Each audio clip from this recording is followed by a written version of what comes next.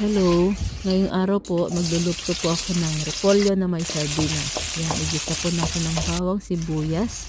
Lagyan rin natin ng konting kamatis. Yan, hintayin po natin silang maluto. Tapos ilagay natin ang sardinas. Depende po sa inyo kung gaano karami ng sardinas ang ilalagay nyo. Yan. Habang kumulo na po ang ating sardinas, lagay po natin ang repolyo. Ayan. Depende rin po sa inyo kung gaano karami lalagay ng repolyo. Ayan. Lagay po natin ng asin, pampalasa. Ihalo-halo po natin. Ayan.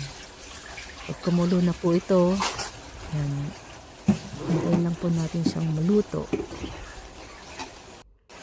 Ayan, halo po natin.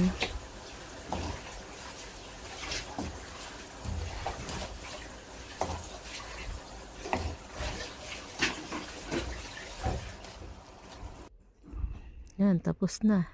Kasama po ng pagkain na ihananda ko po is itong fruits for today's food. Ayan, repolyo na may sardinas, konting kanin. Yan, for today's meal. Salamat po sa panonood. God bless.